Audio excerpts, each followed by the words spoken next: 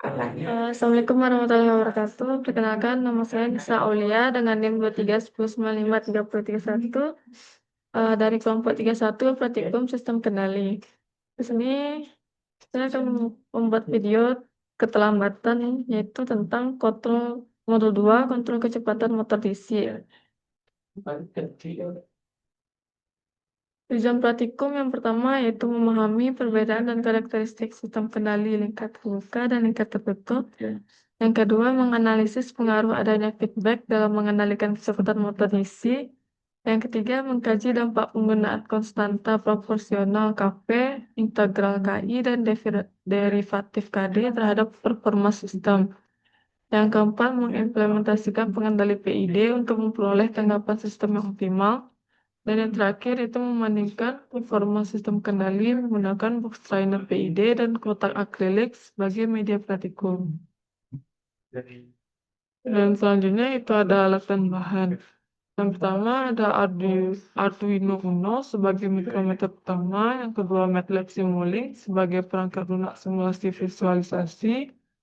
Yang ketiga, motor DC dilengkapi encoder untuk feedback kecepatan. Yang keempat, potensiometer untuk mengatur kecepatan referensi. Yang kelima, modul PID yang terdiri dari pengatur nilai Kp, Ki, dan Kd. Keenam, peralatan pengukuran seperti osiloskop, takometer, dan multimeter. Dan yang terakhir yaitu kotak akrilik dan strainer PID sebagai media uji fisik. Selanjutnya, landasan teori sistem kendali, yaitu sistem kendali terbuka tidak memiliki feedback, output tidak mempengaruhi input sehingga rentan terhadap gangguan. Yang selanjutnya, sistem kendali tertutup menggunakan feedback dari output untuk memperbaiki kesalahan atau error. Lalu keunggulan sistem tertutup antara lain kestabilan, akurasi tinggi, dan kemampuan mengoreksi gangguan. Diagram blok dasar terdiri dari input referensi, elemen kendali, plan atau motor DC, sensor, dan feedback loop. Fungsi alih motor DC. Fungsi alih motor DC menggambarkan hubungan antara tegangan masukan atau input dan kecepatan poros motor atau output. Umumnya dinyatakan dalam bentuk CS per RS sama dengan KM per TMS tambah 1, di mana KM adalah gen motor dan TM adalah konstanta waktu. Model matematis ini penting untuk simulasi dan perancangan kontroler yang efektif. Halnya pengendali PID. Pengendali P atau proporsional merespon terhadap besarnya error saat ini. Semakin besar error, semakin besar respon. Pengendali I atau integral, akumulasi error dari waktu ke waktu berguna untuk menghilangkan error steady state. Pengendali D atau derivatif merespon terhadap perubahan error, membantu mengurangi overshoot dan meningkatkan stabilitas. Kombinasi PID memungkinkan sistem mencapai target dengan cepat, akurat, dan stabil.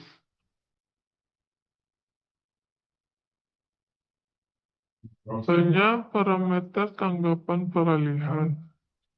Ada 5 parameter tanggapan peralihan, yaitu rest time atau TR.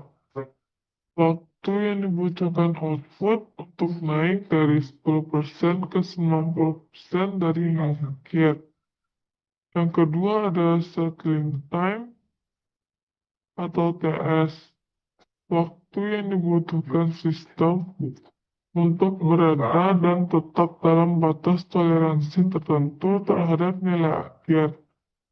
Yang ketiga ada delay time atau TD. Waktu hingga output pertama kali merespon. Yang keempat ada overshoot atau MP. Seberapa jauh output melampaui nilai akhir sebelum stabil. Lalu ada time peak atau TP, waktu saat output mencapai nilai puncaknya. Ada prinsip pada sistem, yaitu sistem dimulai dari input referensi yang ditentukan oleh potensiometer.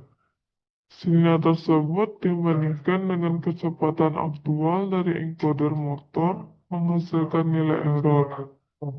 Error ini diproses oleh pengendali PID yang menghasilkan sinyal PWM untuk drive motor.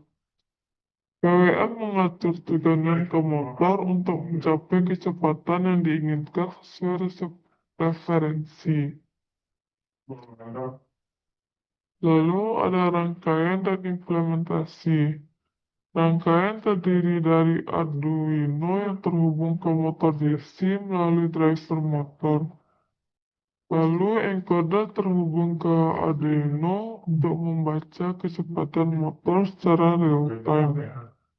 Nilai KC, KI, dan KD dapat diatur manual atau melalui program. Pengujian dilakukan pada dua media, yaitu box trainer PD dan kotak akrilik untuk membandingkan performa kendali.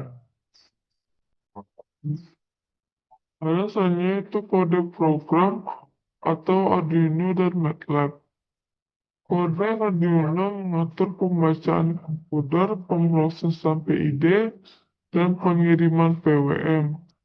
MATLAB digunakan untuk simulasi respons sistem menggunakan fungsi transfer motor dan PID controller. Fungsi seperti TF, feedback, dan step info dipakai untuk menganalisis tanggapan peralihan.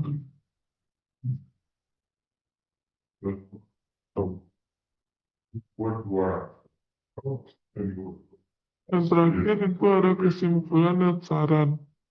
Pengendali PID memberikan hasil terbaik dengan respon cepat, error minimal, dan stabilitas tinggi.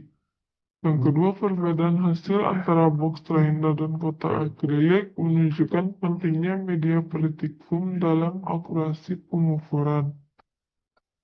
Ketiga, disarankan penggunaan auto-tuning PID untuk mengefisiensi waktu dan peningkatan performa.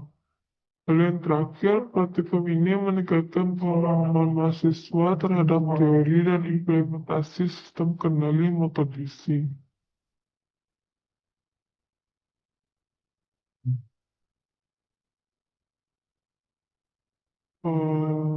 Untuk menambahkan Arduino, adapun penjelasan bagian-bagian Arduino yaitu power USB untuk menghubungkan papan Arduino dengan komputer lewat USB. Yang kedua, power jack untuk supply atau sumber listrik untuk Arduino dengan tipe jack input DC 5-12 volt. Yang ketiga, kristal osilator. Kristal ini digunakan sebagai layaknya detak jantung pada Arduino. Jumlah cetak menunjukkan 16.000 atau 16.000 kHz atau 16 mHz. Ada riset digunakan untuk mengulang program Arduino dari awal. Ada digital pins I/0. Papan Arduino Uno memiliki 14 digital pin, berfungsi untuk memberikan nilai logika 0 atau 1. Pin yang bisa dimanfaatkan untuk PWM adalah pin yang diberi tanda tilde, yaitu pin 3, 5, 6, 9, 10, dan pin 11. Pin-pin tersebut merupakan pin yang bisa difungsikan untuk input analog atau output analog.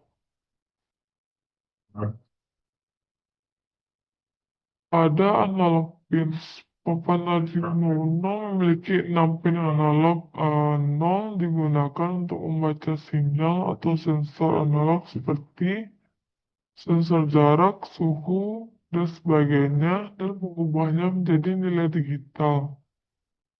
Selanjutnya ada LED power indicator. Lampu ini akan menyala dan menandakan papan Arduino mendapatkan suplai listrik dengan baik.